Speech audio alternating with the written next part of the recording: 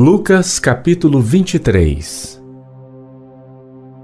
E levantando-se toda a multidão deles, o levaram a Pilatos. E começaram a acusá-lo, dizendo: Havemos achado este pervertendo a nação, proibindo dar o tributo a César e dizendo que ele mesmo é Cristo, o Rei. E Pilatos perguntou-lhe, dizendo: Tu és o rei dos judeus? E ele respondendo disse-lhe: Tu o dizes. E disse Pilatos aos principais sacerdotes e à multidão: Não acho culpa alguma neste homem. Mas eles insistiam cada vez mais, dizendo: Alvoroça o povo, ensinando por toda a Judéia, começando desde a Galileia até aqui. Então Pilatos, ouvindo falar da Galileia, perguntou se aquele homem era galileu. E, sabendo que era da jurisdição de Herodes, remeteu-o a Herodes, que também naqueles dias estava em Jerusalém. E Herodes, quando viu a Jesus, alegrou-se muito, porque havia muito que desejava vê-lo por ter ouvido dele muitas coisas, e esperava que lhe veria fazer algum sinal. E interrogava-o com muitas palavras, mas ele nada lhe respondia. E estavam os principais sacerdotes e os escribas acusando-o com grande veemência. E Herodes, com os seus soldados, desprezou-o e, escarnecendo dele, vestiu de uma roupa resplandecente e tornou a enviá-lo a Pilatos. E no mesmo dia, Pilatos e Herodes entre si se fizeram amigos, pois dantes andavam em inimizade um com o outro. E convocando Pilatos os principais sacerdotes e os magistrados e o povo, disse-lhes: Haveis-me apresentado este homem como pervertedor do povo, e eis que, examinando-o na vossa presença, nenhuma culpa das de que o acusais acho neste homem. Nem mesmo a Herodes, porque a ele vos remeti, e eis que não tem feito coisa alguma digna de morte. Castigá-lo-ei, pois, e soltá-lo-ei. E era-lhe necessário soltar-lhes um pela festa. Mas toda a multidão clamou a uma, dizendo: Fora daqui com este, e solta-nos Barrabás! O qual fora lançado na prisão por causa de uma sedição feita na cidade e de um homicídio. Falou, pois, outra vez Pilatos, querendo soltar a Jesus. Mas eles clamavam em contrário, dizendo: Crucifica-o! Crucifica-o! Então ele, pela terceira vez, lhes disse: Mas que mal fez este? Não acho nele culpa alguma de morte. Castigá-lo-ei, pois, e soltá-lo-ei. Mas eles instavam com grandes gritos, pedindo que fosse crucificado. E os seus gritos e os dos principais sacerdotes prevaleciam. Então Pilatos julgou que devia fazer o que eles pediam. E soltou-lhes o que fora lançado na prisão por uma sedição e homicídio, que era o que pediam, mas entregou Jesus à vontade deles.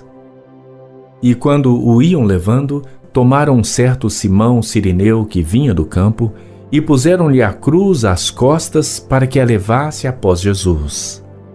E seguia-o grande multidão de povo e de mulheres, as quais batiam nos peitos e o lamentavam. Jesus, porém, voltando-se para elas, disse: Filhas de Jerusalém, não choreis por mim. Chorai antes por vós mesmas e por vossos filhos. Porque eis que hão de vir dias em que dirão: Bem-aventuradas as estéreis e os ventres que não geraram e os peitos que não amamentaram. Então começarão a dizer aos montes: Caí sobre nós, e aos outeiros: Cobri-nos. Porque se ao madeiro verde fazem isto, que se fará ao seco? E também conduziram outros 2 que eram malfeitores, para com ele serem mortos. E quando chegaram ao lugar chamado A Caveira, ali o crucificaram e aos malfeitores, um à direita e outro à esquerda. E dizia Jesus: Pai, perdoa-lhes, porque não sabem o que fazem. E, repartindo as suas vestes, lançaram sortes. E o povo estava olhando. E também os príncipes zombavam dele, dizendo: aos outros salvou. Salve-se a si mesmo, se este é o Cristo, o escolhido de Deus. E também os soldados o escarneciam, chegando-se a ele e apresentando-lhe vinagre. E dizendo: se tu és o rei dos judeus, salva-te a ti mesmo.